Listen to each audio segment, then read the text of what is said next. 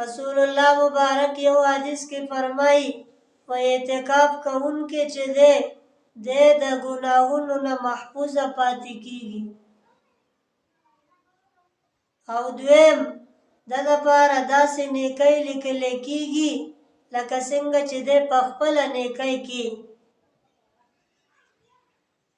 نو د یو اعتکاف فایده یو دا شله چې کوم انسان اعتکاف ته کېناسته نو دی 10 ورځو کې به دی د بل غیبت نه محفوظه شي، دی به د دروغو نه محفوظه شي، دی به د غوږونو ګناه نه محفوظه شي، د سترګو ګناه نه به محفوظه شي. او دغسې عزتمندو هر قسمه ګناه چې انسان نه په معاشره کې کیږي نو الله رب العزت به د اعتکاف د برکته انسان له دې ګناهونو نه محفوظه وساتي. څومره لویه خبره ده چې سړی د 10 ورځو کې د ګناهونو نه د اعتکاف د برکته بچ شي. یعنې عزتمندو په رمضان المبارک کې څنګه چې د نیکو قیمت زیاتیږي دغسې د ګناه وبال هم زیاتیږي. لکه یو سړی دی هغه سیکل نه ارتاو شي، هغه دومره خوږیږي نه، دومره چوټ ورته نه لګي. یو کس دی هغه موټر سیکل نه ارتاو شي، هغه ته لږ زیات چوټ لګي. بعضې وخت کې انسان چې دی هغه زندگی ختمه شي، بعضې وخت کې انسان هغه ګاډي نه ګاډي کې اکسیډنټ وکړي نو ده باندې د زخمونو د خوږېدو خطره زیاته وي. بعضې وخت کې انسان پکې مړ شي. خو بیا هم عزتمندو د بچ کېدو امکان دی چې ته سیکل نه ارتاو شي، کیدای شي ته بچ شي. ته موټر سیکل نه ارتاو شي، کیدای شي چې ته بچ شي. او ګاډي کې ته اکسیډنټ وکړي، کیدای شي چې ته بچ شي. خو که جاز نه ته ارتاو شلي نو عزتمندو بیا تاله خطره ډېره زیاته ده، ستا د بچ کېدو امکان بیا ډېر زیات کم دی، بیا به ستا لاش میلاوېدل هم مشکله شي. دغسې عزتمندو په رمضان المبارک کې څنګه چې د نیکۍ قیمت زیات دی چې نفل په فرضو بدل دي او فرض په 10 فرایضو بدل دي، دغسې عزتمندو د ګناه نحوست د ګناه وبال هم په رمضان کې زیات دی.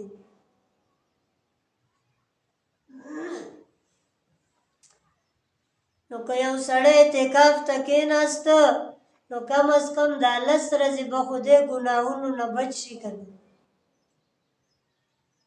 نو څومره لویه خبره ده چې د رمضان په مقدس لمحات هغه د الله په کور کې د ده وځي. دې نه نوره خوش قسمتي به بیا څه وي. او دویم رسول الله مبارک فرمایي دې معتکف له دې اعتکاف کوونکي له دغسې نیکۍ دته میلاویږي د ده په عملنامه کې د هغه کارونو ثواب لیکلی کېږي کوم چې د اعتکاف په وجې دی نشي کولی. نو د ده په عملنامه کې د هغه نیکو ثواب داسې لیکلی کېږي لکه هغه نیکۍ چې دی په خپله کوي. مثلا اعتکاف کې یو سړی ناست دی نو اعتکاف کې دی د مریض عیادت لپاره نشي تللی. اوس د مریض د عیادت څومره ثواب دی. رسول الله مبارک فرمایي څوک چې د یو مسلمان خبر له عیادت دپاره سهار لاړ شي 160,000 فرشتې به ماښامه پورې دله د مغفرت دعاګانې کوي. او څوک چې ماښام نه لاړ شي سهاره پورې به 160,000 فرشتې دله د مغفرت دعاګانې کوي. اوس عزتمندو یو سړی اعتکاف کې ناست دی د هغې په وجه دی د مریض خبر له نشي تللی نو رسول الله مبارک فرمایي چې دی داسې دی لکه ده چې د مریض خبر واغسته او کوم فضیلت او کوم ثواب چې هغه کار کوونکي ته خبر اخیستونکي ته میلاویږي دقسې اجر د اعتکاف کوونکي ته بغیر د عیادت نه میلاویږي. دغسې په اعتکاف کې مو انسان جنازې له نشي تللی، جنازې باندې جنازې کې شرکت نشي کولی. رسول الله مبارک فرمایي کوم سړی چې د مسلمان جنازې کې شرکت وکړي دله الله رب العزت یو قیرات ثواب ورکړي. صحابه کرامو تپوس وکړو د الله پیغمبره قیرات نه څه مراد دی؟ رسول الله مبارک چې د احد د غر عمره ثواب به الله رب العزت دله ورکړي. نو یو قیرات د احد د غر برابر دی. مطلب دا چې کوم سړی د مسلمان رور په جنازې کې شرکت وکړي نو دله د رسول الله مبارک فرمایي چې الله رب العزت یو قیرات یعنی د احد د غر عمره برابر ثواب الله پاک د ده په عملنامه کې لیکي. او بیا رسول الله مبارک فرمایي کوم سړی چې خپل د مسلمان جنازې کې هم شرکت وکړو او بیا د هغه په دفن کې هم شریک شو، هغه یې وسپاره او بیا راغی، نو فرمایي الله رب العزت د ده په عملنامه کې 2 قیراته اجر او ثواب لیکي. یعنی د احد د غر عمره ثواب الله پاک د ده په عملنامه کې لیکي. یو قیرات ثواب په جنازې کې شرکت باندې او بل قیرات ثواب په دفن او سپارلو کې په شرکت باندې. نو اعتکاف کوونکی د اعتکاف په حالات کې جنازې کې دفن کې نشي شریک کېدی. الله رب العزت دله بغیر د دې شرکت نه الله رب العزت د ده په عملنامه کې دا 2 قیراته اجر او ثواب لیکي. څومره لویه خبره شله عزتمندو.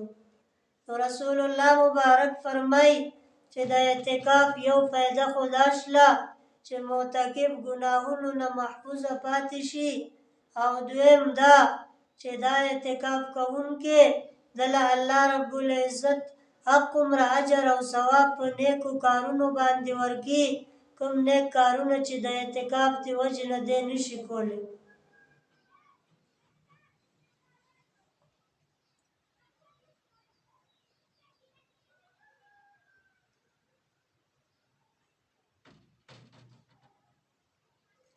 حکیم الامت مولانا اشرف علی تھانوی رحمت الله تعالی علیه لیکي په بشت زیور کې کوم سړی چې اخلاص سره د 10 ورځو اعتکاف وکړي نو الله رب العزت دله دومره ثواب ورکړي لکه 40 ورځې چې اسلامي سرحد باندې دی پیره ورکړي او اسلامي سرحد باندې هلته حفاظت او چوکیدارۍ دپاره دی ولاړ وي. دومره اجر او ثواب الله رب العزت په دې اعتکاف باندې دله ورکړي.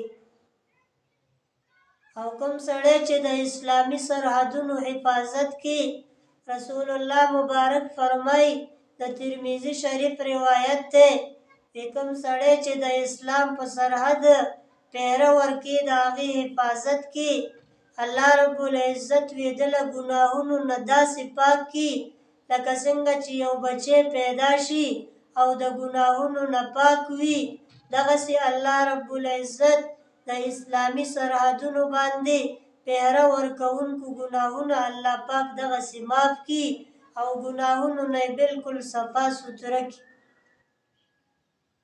او بیا رسول الله مبارک فرمایي کوم سړی چې د اسلامي سرحدونو حفاظت کړي د ده د عمل قیامته پورې الله رب العزت بړاوي او زیاتي. او بیا درېیمه خبره رسول الله مبارک فرمایي کوم سړی چې د اسلامي سرحدونو حفاظت کړي نو الله رب العزت په د قبر عذاب نه دله نجات ورکړي. نو کوم سړی چې 10 ورځې اعتکاف یې وکړو الله رب العزت به دله هغه درجه ورکړي لکه 40 ورځې چې د اسلامي سرحد باندې پیره ورکړي او حفاظت دپاره ولاړي. څومره لوی فضایل د عزتمندو د اعتکاف. خوش قسمته به هغه سړی چې کوم سړی د الله رب العزت په توفیق سره هغه خپل ځان فارغه کړي او د الله په کور کې عزتمند راشي او دا 10 ورځې د الله په در کې تیرې کی او اعتکاف کوونکی وي داسې دی لکه یو سړی چې د چا په در باندې ډیره ولګي او هغه کس ته ووایي چې څو پورې تا زما دا کار نه دی کړی زه به ستا دې در نه خوځمه. نو عزتمندو کو دنیا کې منګه یو سړی پسې لاړ شو چې یاره که زما دا کار دې څو پورې نه دی کړی زه به ستا دې دروازې باندې پروت یمه ستا دې ور نه به زه لرې نه شمه.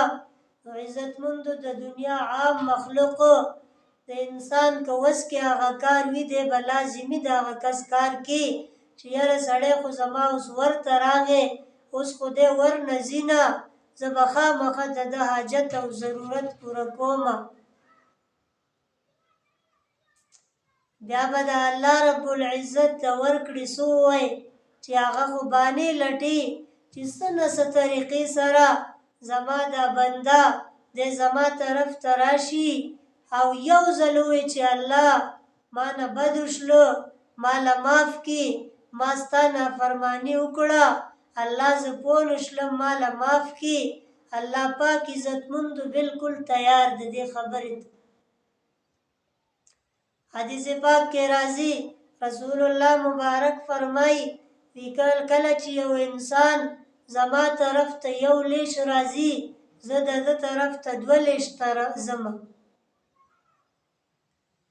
او کله چې انسان زما طرف ته یو لاس راځي زه د ده طرف ته 2 لاسه ځم او کله چې انسان زما طرف ته روان شي نو زه د ده په طرف ته په منډه ځم. الله رب العزت عزتمندو بانې لټي زما او ستا په لږ حرکت باندې په لږ کار باندې الله رب العزت زما او ستا د مغفرت فیصلې کوي. نو چې یو سړی خپل د دنیا کاروبار خپل د دنیا مصروفیات یې پرېښودل د الله په در کې خپله ډیره واچوله نو ګویا دې زبان حال سره دا خبره کې چې الله څو پورې چې تا زما مغفرت نه دی کړی الله څو پورې زما حاجتونه نه دی پوره کړي زه به ستا دې در کې ناست یمه زه ستا در نه خوځم نه. نو عزتمندو د الله وحده لا شریک د شان کریمه نه دا خبره ډیره زیاته لرې ده چې 10 ورځې د الله په در کې یو سړی ډیره واچي او الله وحده لا شریک دله بیا دغسې نامراده واپس کړي خامخا به الله پاک د ده جولۍ ډکې. نو که ما او تا لږه مجاهده وکړو د دنیا دا کارونه مخکې رستو کو او دا 10 ورځې الله رب العزت له ورکو نو بیا ګوره عزتمندو الله رب العزت په دې باندې ما او تا له سره کړي. رسول الله مبارک عائشه رضی الله تعالی عنها فرمایي وی چې ټول اخیری عمر پورې رسول الله مبارک اعتکاف کړی دی تر دې چې دنیا نه رخصت شو او هغې نه وروستو به بیا د رسول الله مبارک ازواج مطهرات اعتکاف کولو. نو اعتکاف دومره عظیم عبادت دی چې رسول الله مبارک آخري وخت پورې د دې اهتمام کړی دی.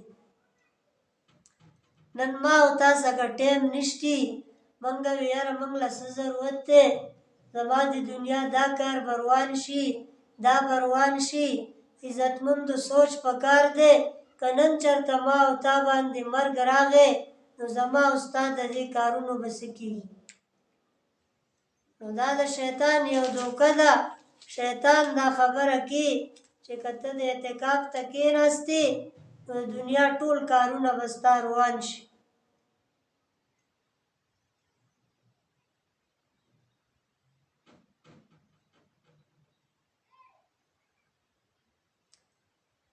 نو عزتمندو اعتکاف یو ډېر عظیم عمل دی. الله رب العزت موږ تاسو له اعتکاف ته د کېناستو توفیق راکړي چې رسول الله مبارک هر کال اعتکاف کړی دی ما او تعالی پکار ده چې موږ هم د عظیم عبادت نه محروم نشو.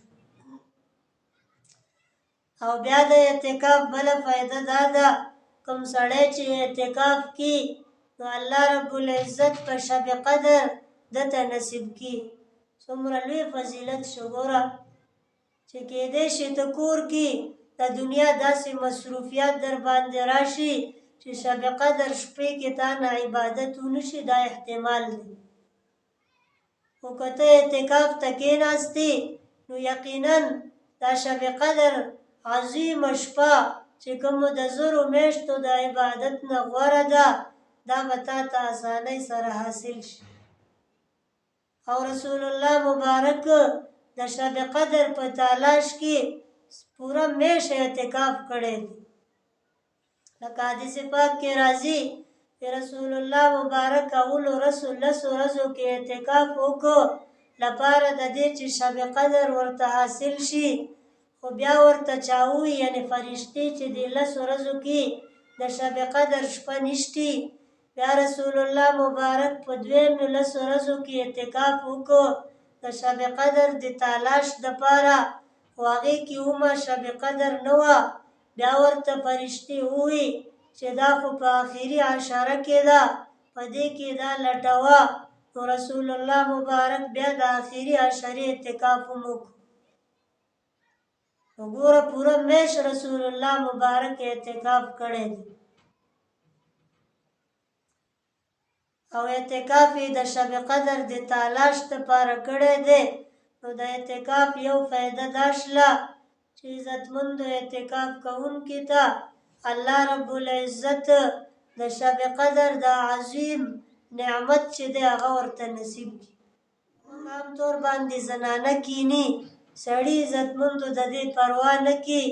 نو ګورئ موږ ټولو له خپل د آخرت ضرورت دی، زنانو له هم ضرورت دی، سړو له هم ضرورت دی، ځوانانو له هم ضرورت دی، مشرانو له هم ضرورت دی.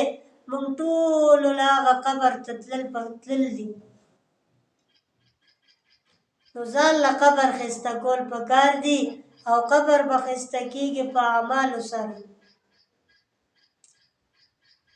نو سړو له دا سوچ پکار دی چې رسول الله مبارک هر کال یې ناست دی او بیا داسې هم شی ده چې پوره میاشت اعتکاف کړ دی، او داسې هم شی ده چې 20 ورځې اعتکاف کړ دی، او دا خو مستقل عادت و چې 10 ورځې به اعتکاف کو. نو ما او تا د پیغمبر نه عزتمندو د هغو نه غټ یو موږ. رسول الله مبارک هغه معصوم و، ګناهونو نه پاک و، موږ ګناه سره ډک یو. هغه پیغمبر و، موږ امتیان یو. موږ له دې نه عبرت اخیستل پکار دی عزتمندو چې زموږ خوږ پیغمبر د اعتکاف دومره اهتمام کړ دی. نو د دې به څه وجه وه که نه، د دې به څه فضیلت څه فایدې د پیغمبر مخکې وي که نه. نو ما او تا له پکار ده چې څنګه زموږ زنانه کینی سړي هم کوشش وکړو، او بالغه افراد عام طور باندې موږ جات کې کینو یاره دی وزګار دی. عزتمندو دا د وزګارو کار نه دی. د الله پیغمبر نه څوک زیات مصروفه نو، هغه خپل قیمتي ټیم چې دی هغه ورکړ دی الله له، او اعتکاف ته ناست دی. ما او تا ته فضول غوندې کار ښکاري یاره وړوکې به کیني زه وزګار نه یم. خو ته به وزګار شي خو بیا به دا ټیم نی. هغه چنجخه او مار یو ځای کې روان وو. نو هغه مار ته چنجخې وي وی ماره وی څه دا کوږ وږ روان یې نیغ ځه سړیا. هغې ورته مار ورته ووی وی دا زما عادت دی چنجخې غلی کښېنه، زه دغه کوږ وږ روان یم، دا زما عادت دی. نو هغه چنجخې ورته وی مار ته وی بچی نیغ به شي خو وخت به در باندې لاړ شي. هغه مار ته یې وی څه وخت پس هغه مار چا وجلی و او نیغ نیغ یې دې لارې کې سملولی و. چنجخه تېرېده چې ویې کتله مار نیغ پروت دی، نیغ شی دی. نو چنجخې ورته یې بچی نیغ خوشلي ولې وخت در باندې لاړ. نو عزتمندو موږ به نیغ شو ولې بیا به راباندې وخت تللی دی مار شان دی.